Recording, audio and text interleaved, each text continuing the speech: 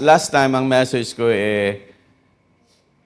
if God is all-powerful, all-knowing, all-good, why do we experience pain and suffering in this world?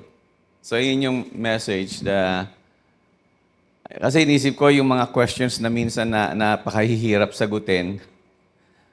Yun ang mga questions minsan na maraming tao. If you are good, bakit naghihirap ako? If you are all-powerful, kaya mong pigilan, bakit hindi mo pinipigilan ang pain and suffering sa buhay ko?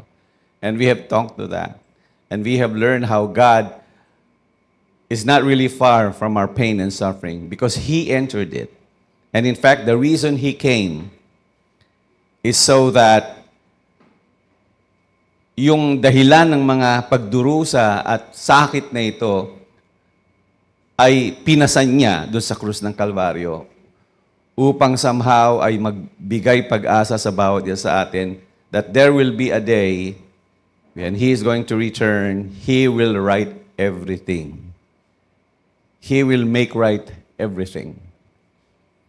Okay, my second message about a question is this. If God knows our need, even before we asked it, why pray?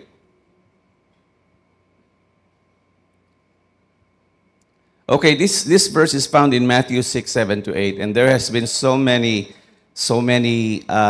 questions with regards to prayer. And we too, tayo naman din, there's so many questions na hindi natin masagot sa prayer. And this is one of them. Now look, would you open in Matthew 6:7-8? Look at this. Look at this. And when you pray, do not keep on babbling like pagans, for they think they will be heard because of their many words. Do not be like them, for your Father knows what you need before you ask Him. Makapunto nito, dahil kasi maraming nananalangin, it's like babbling words. Ano yung babbling words? Sa Tagalog po, ibig sabihin, walang kabuluhang mga salita na paulit-ulit. Mga walang kabuluhang salita na paulit-ulit. Parang walang isip, walang punto. And maraming mga salita. Mahaba kung sila manalangin, mahabang mga salita. So dapat pagka kayo nananalangin, hindi dapat daw ganon. So bakit? Bakit hindi dapat mga walang kabuluhang salita? Bakit hindi kinakailangang mahabang salita? The reason is because of this. Because bago mo palang sabihin, for your Father knows what you need before you even ask Him. So alam na niya. Alam na niya kailangan mo. In fact, alam niya na rin yung papanalangin mo. So kung alam na ng Diyos, why pray? Now there's another question na dapat siguro idagdag dito sa question na to that we have to understand. Can prayer change the mind of God? Can prayer change the mind of God?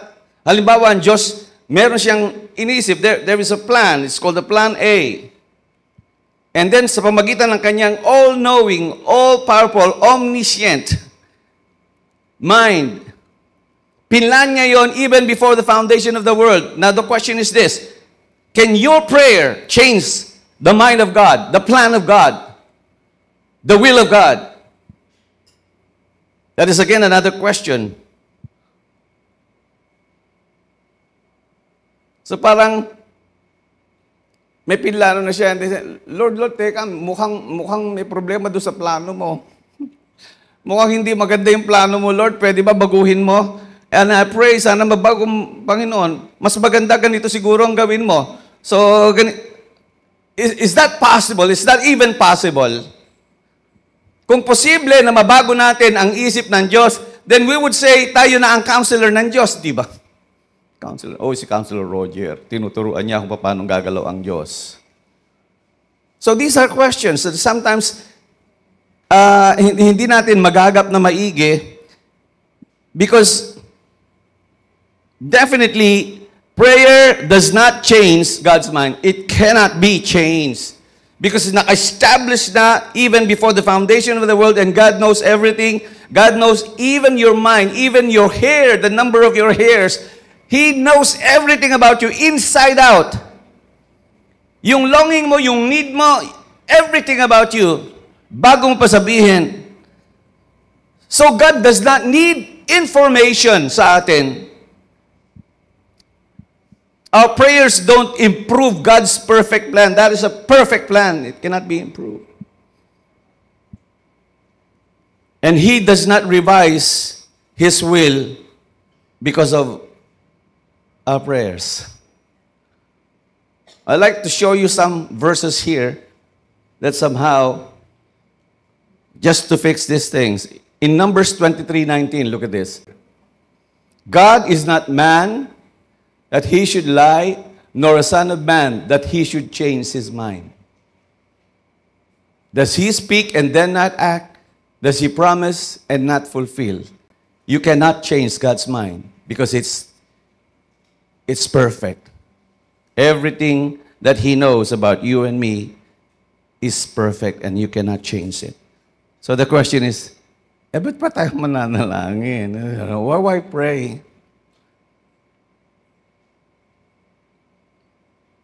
And minsan nga inisip natin, you know what? Kilala niyo si Julie Beth here. Yeah? Hindi ko alam kung ano yung sakit ni Julie. I did not know that she had cancer. Hindi ko alam.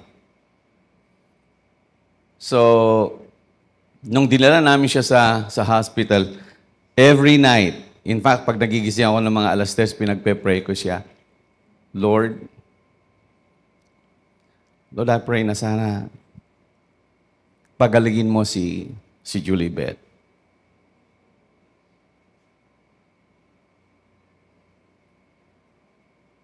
Kasi nakikita ko meron siyang lakas na lumalaban. Kasi nagtataka, bakit mababa naman yung blood pressure, bakit na-stroke daw siya. And then, we just could not understand that. But you know, kahit na gano'ng ka-fervent, every night, bago ako matulog, ang focus ng prayer ko is for Julie Beth. Kasi pinsan ko po siya and malapit siya sa pamilya. And so I kept on praying for her. Pero she died. She died. And minsan, may mas mga punto pa na masasakit. Di ba ako nagkaroon ng kapatid, si Ramil, nung nagkasakit, pinagpe-pray ko palagi yon. But he died as well. And alam ko kayo, may mga anak din na malaman nyo may mga sakit, for example. Di ba, palaging prayer natin Lord, ako na lang sana, ako na lang kunin mo. Pagalingin mo lang yung anak ko. But still, they died. And sometimes nandun yung possibility na papasok yung thought na yon. Maybe it comes from the enemy himself. Na yung doubt would settle into our hearts.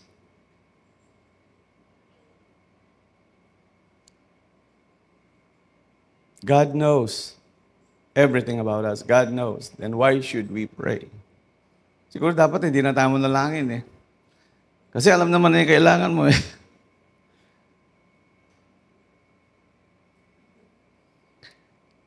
So yun ang isang tanong. Why should we pray? Alam po ninyo, meron akong study na ginagawa. Matatapos na po. Kasi gusto ko magbigay ng bagong perspective sa prayer. Maybe kinakailangan baguhin natin yung perspective natin sa prayer. Because there's so many questions sa prayer that sometimes hindi natin, as we answer them, mas maraming mga questions ang dumarating instead of answers. Now, I will just give you a short glimpse of answers to this particular question. That in spite of He knows everything about us, in spite of the fact that He knows what we need, why should we pray? And James give us at least a glimpse of the answer for this question. And I'd like to bring you to James, in James 5:13 to 16. Let's just read this as we go all throughout. Is anyone of you in trouble? He should pray. There you go. You should pray. Is anyone happy? Let him sing songs of praise. 14. Is anyone of you sick? Ano sabi? He should call the elders of the church to pray over him and anoint him with oil in the name of the Lord. In 15, look at this. And the prayer offered in faith will make the sick person well, and the Lord will raise him up. He has sinned. He will be forgiven. In verse 16, look at this. Therefore, confess your sins to one another and pray for each other so that you may be healed. The prayer of a righteous man is powerful and effective. In other translation, the fervent prayer of a righteous man is powerful and effective. Dito sa talatang ito, we know some reasons kung bakit dapat tayong manalangin. First of all, kasi sinabi niya, manalangin kayo. Are you in trouble? Pray. So yun sinabi, we are to pray because He invites us to pray. And not only that, hindi niya sinabi na tayo lumapit sa Kanya. Ang sabi niya, pray for one another. Pray for one another. At kapag pinalangin mo, kapag meron sa sakit pang sa inyo, patawag niya ang mga matatanda sa iglesia at ipanalangin siya. At pahiran siya ng langis sa kanyang ulo.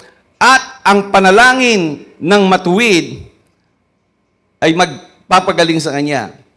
At kung siya'y nagkasala, patatawarin siya ng Panginoon. So that's really very important because He invites us to pray, and that is more than enough. Even if He knows everything that we need, the mere fact that He invites us to pray is more than enough to pray. Pray. If you abide in me and my words abide in you, ask whatever you will, and it shall be done for you. That's an invitation to pray. Ask and you shall receive. Seek and you shall find. Knock and the door will be open to you. That's an invitation to pray. And even sometimes we don't know what prayer is, what really composes a prayer. It doesn't really matter. The mere invitation of God, of Christ Jesus, that we are to pray is more than enough that we should pray.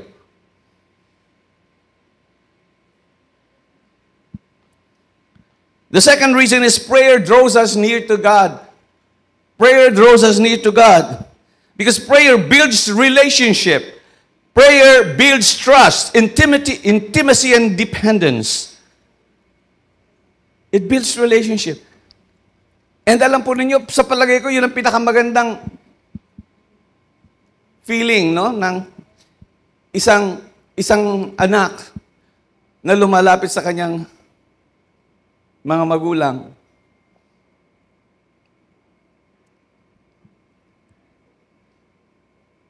Kasi prayer builds relationship. Ano yung mga anak ko nung maliliit? Nung maliliit yung mga anak ko, pagtutulog na sila, tutulog na kami. Kasi isa lang po yung kwarto namin. Dito po kami natutulog sa pastoral.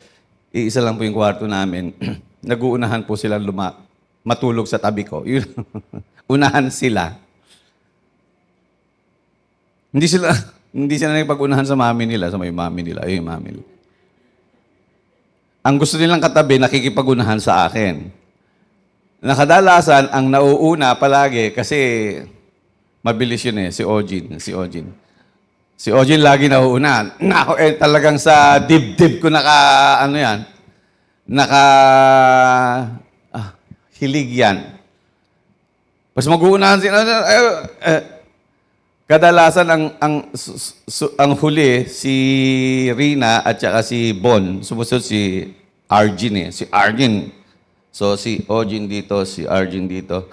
si Rina doon, siguro pag malaki ulo ni Bon, si Rina hindi ko abot, hindi siya papayag. Ay, abutin mo ako! Abutin mo ako! Eh, hindi kami matutulog hanggat hindi ko siya abot. And I was just thinking, siguro ganito feeling ng Diyos eh. Yes, maybe, sometimes hindi niya sasagutin yung panalangin mo. That fear fact na ikaw eh lumapit sa Kanya at nagsabi ka, gusto ko malapit sa iyo. Yung intimacy niyo sa isa't isa, regardless, kasi alam mo, mas marunong siya sa iyo. He knows what's best for you. That's why He knows what you need. Kanya minsan, ang importante lang sa Diyos is you come near to Him. And that's more than enough. It's more than enough. Yun yung feeling na, masaya ako noon. Apat yung katabi ko na, hindi ko na ma-stretch yung kamay ko, namamanhid na hindi ko pa, pero tinis ko dahil nasasayahan yung puso ko in that particular matter. And we are to pray because prayer draws us near to God. And that's important. And here's the third reason why you should pray. Because prayer does change things. It may not change the mind of God, but let me tell you this. Prayer changes things. Kapag may sakit siya, sabi, gagaling siya. At kung may kasalanan siya, patatawarin siya ng Diyos at ibabangon siya. So, prayer changes things. Regardless of the answers to prayer.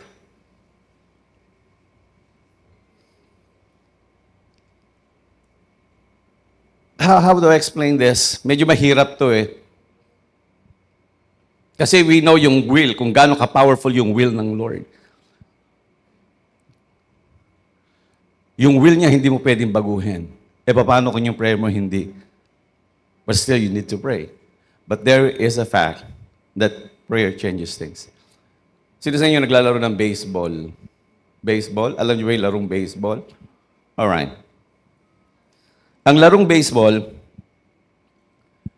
of course, may pitcher doon. Pagkatapos merong hitter. Pagkatapos merong taga-salo ng bola. Alright? So, meron tayong tinatawag na strike zone. Strike zone. Ang ibig sabihin doon, ang strike zone na yon eh isang square na alam to ng mga players na once na pumasok ang bola doon, whether paluin mo yun o hindi, that would be a strike. Alright?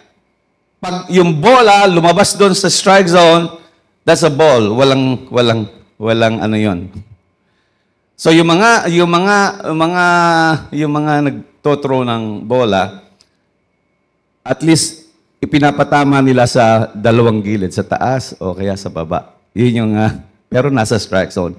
Pag hindi niya pinalo, strike. Halimbawa, pagkatapos pag sa baba, pag pinalo niya, hanggang doon lang yung ball. Kung baga sa ano, hindi siya talaga, there's no particular action with the ball. Pero pagka tumama doon sa tinatawag na pinaka-inner circle, yun na, that is what we call, talagang minsan yung strike na yun, napakalayan. So sa prayer, merong strike zone. Alright? Alright, listen to me. Listen to this. Number one, here's the number one strike zone. There are things that God will not do no matter how much we pray.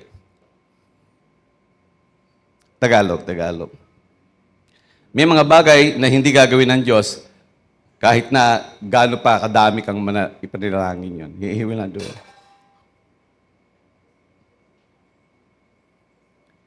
Halimbawa,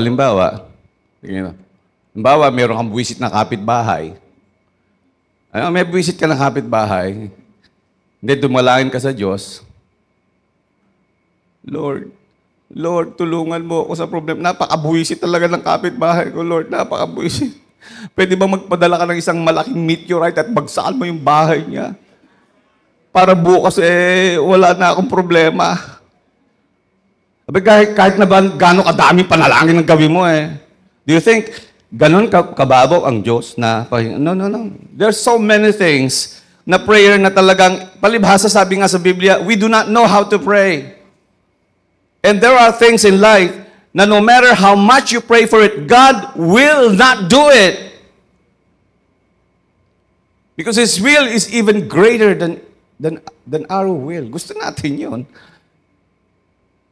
Pero hindi po pwede. Now here's the strike zone number 2.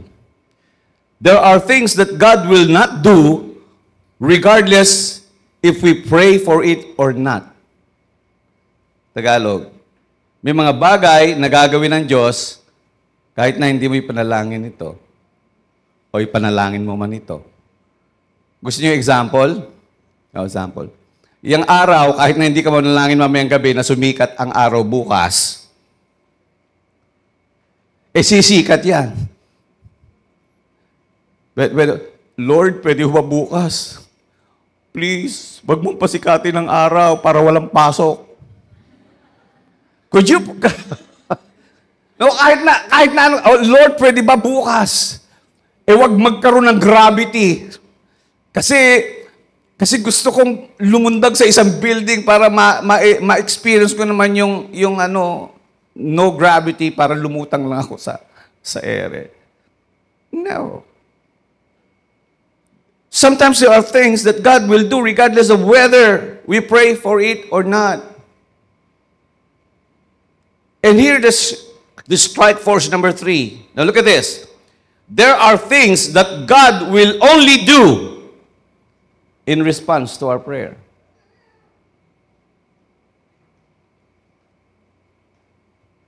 So, ito pala yung tamang perspective sa panalangin. So, dapat hindi tayo manghinawa. Hindi tayo manghinawa. Kasi there are things that God will only do in response to our prayer. And this is what James 5:17 is talking about. Look at this. James 5:17 and 18 says something like this. Look, Elijah was a man just like us. Anong ibig sabihin nun? Elijah was a man just like us. He is also a sinner just like you and me. But he believed God. He has faith in God. And that said, he prayed earnestly that it would not rain. And it did not rain on the land for 3.5 years. Verse 18, look at this. Again he prayed, and the heavens gave rain, and the earth produced the crops. Sometimes, there are things that God will do only in response to prayer. This is true. And just, we don't know. Kaya hindi tayo manghinamang manalangin, we are to pray. Not only because we are invited, not only because our relationship with God is improved, but also because there are prayers that can change things. Let me give you another example for this. You know, ang Judah, the tribe of Judah, actually there are two tribes, the northern tribes and the southern tribes. The northern tribes are yung 10 tribes of Judah, tinawag na Israel, and the southern tribe, ang tawag sa kanila is, two tribes lang yun, but ang tinawag sa kanya is Judah. Doon galing yung salitang Jews, yung nation ng Jews. Of course, naunang nawala sa balat ng lupa is the 10 tribes. Sinakop sila ng Syria, and the tribe of Israel in those days, which means the northern tribe, disappeared. And then there's the second tribe, the southern tribe, called Judah, also wondered, napakabulok ng ginawa nila.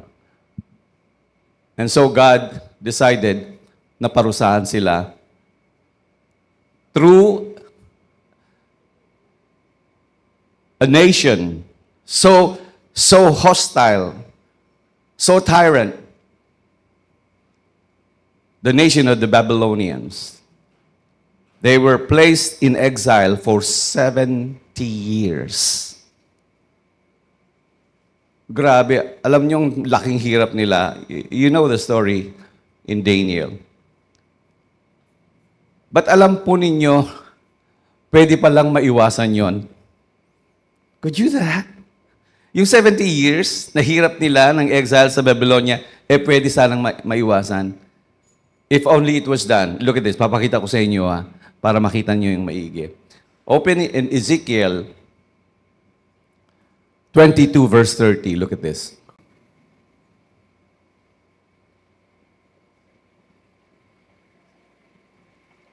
Sabi ng Diyos, I look for a man among them who would build up the wall and stand before me in the gap on behalf of the land, so I would not have to destroy it. But I found none. Do you understand this?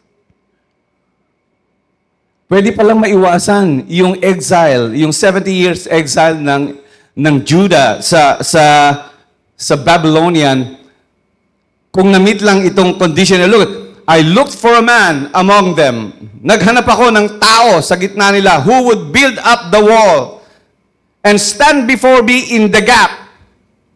Stand before me in the gap. Ano yun? Stand before me in the midst.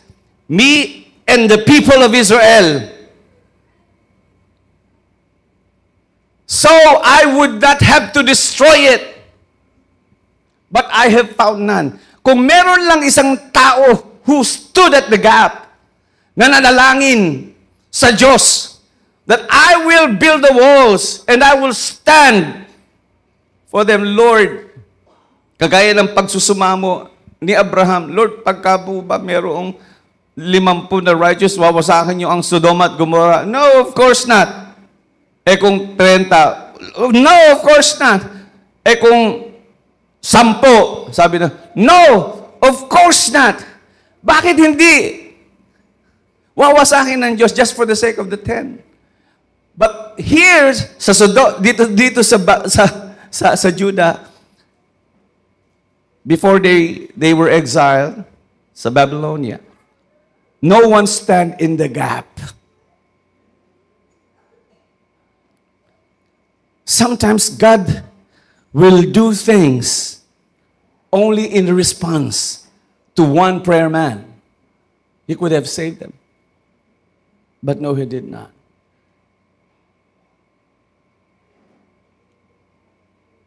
So we have to pray. There are two important things that you have to understand if you should pray, all right? Number one is this.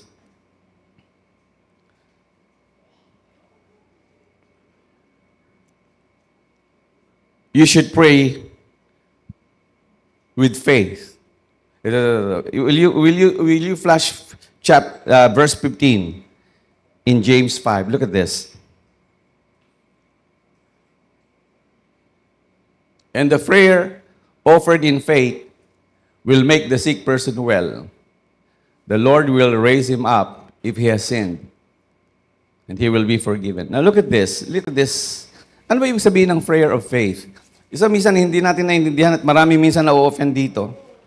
Maraming mga tao, there are so many people and mga paniniwala na kanya daw hindi ka sinagot ng Diyos dun sa anak mo.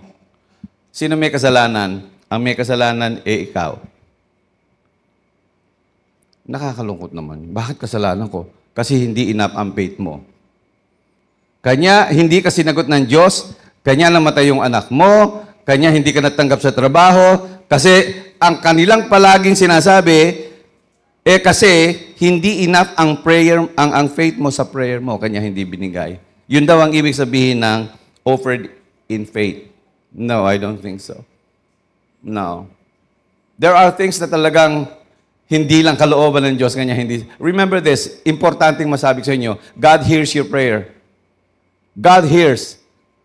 But sometimes, ang sagot niya is yes, and sometimes is no, or sometimes you just have to wait. But be sure to be assured that God always listens to all our prayer.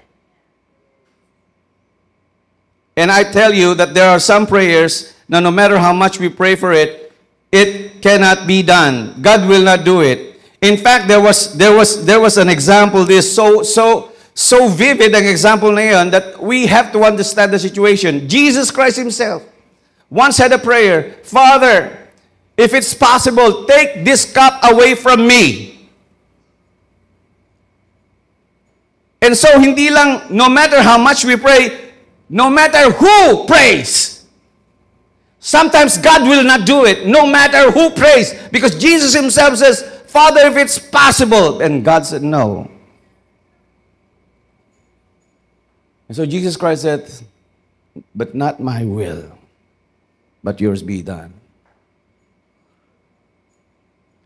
So the prayer of faith means, faith means to trust. That is trust. So a prayer of faith is a prayer of trust. That no matter what or how God answers it, you still trust the Lord.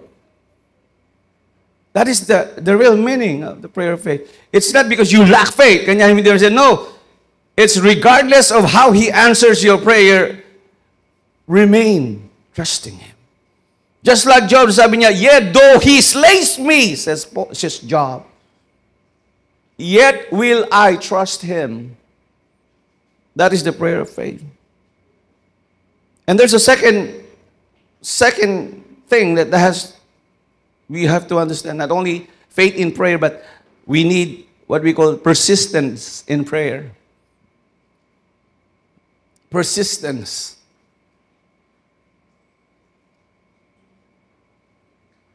Parang parable nung persistent widow. Do you remember in Luke chapter 18? Huwag mo nang i-flash, pero ito lang story.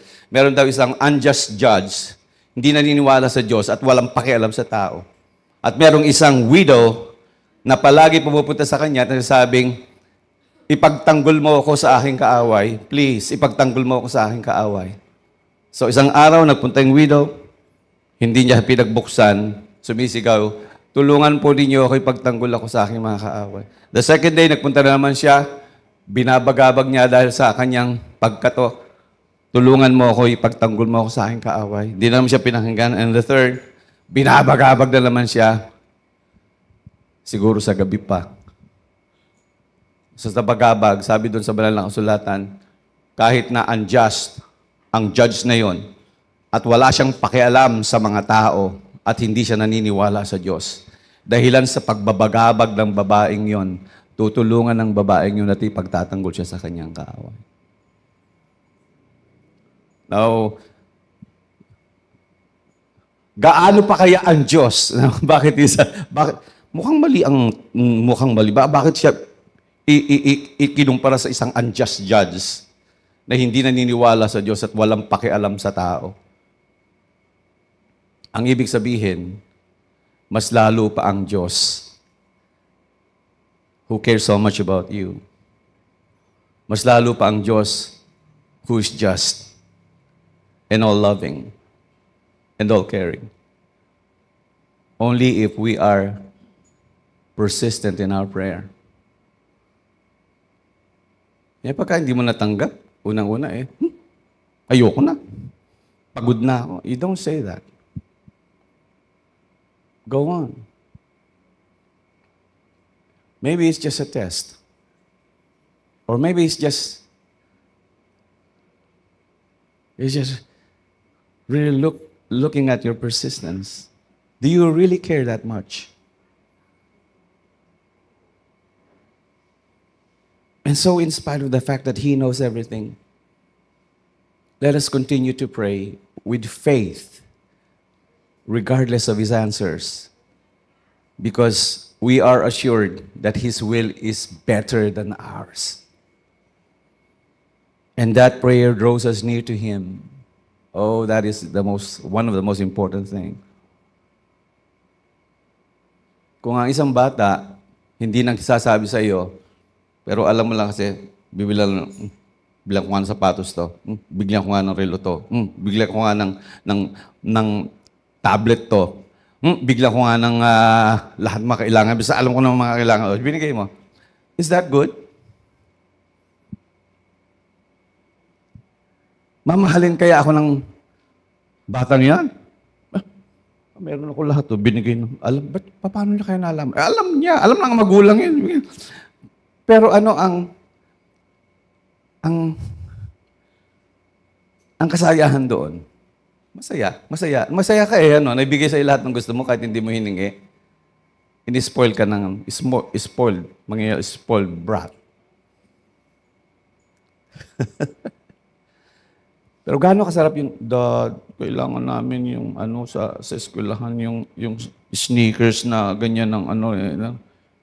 Okay, kailangan nyo ba? Oo nga, Dad. And then, ito yung tanong. Bumili ka, bumili ka. Yung tatay, bumili. Pagkatapos, wala pa yung anak niya, nilagay niya doon sa kwarto niya yung binili mo.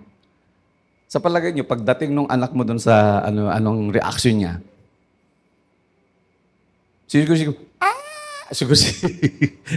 mag-hysterical doon sa kwarto. Dati! Siguro, lalapitan ka pa nung anak mo na yan. Pagkatapos, yayakapin ko, Dati, salamat. Pero kung hindi niya sinabi sa iyo, basta binilang mo lang siya kahit na kailan. Do you think that reaction will... Kanya pala ito yung sinabi sa Psalms 50. Look at it. Psalms 50, ha? Psalms 50:15. And call upon me in the day of trouble. I will deliver you. And you will honor me. Grabe. Yung para yun. Kanya pala, hey, call upon me. Whatever your need is. I will deliver you. And as a result, you will honor me. You will honor me.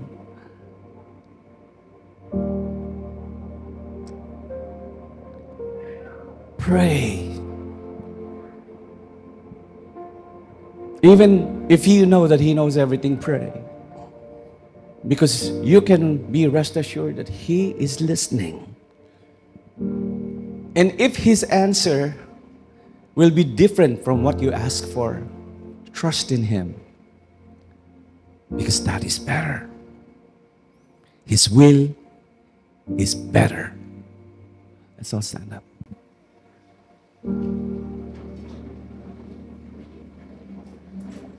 Oh, Father. Father, thank you for some answers to a question that we have been longing to ask.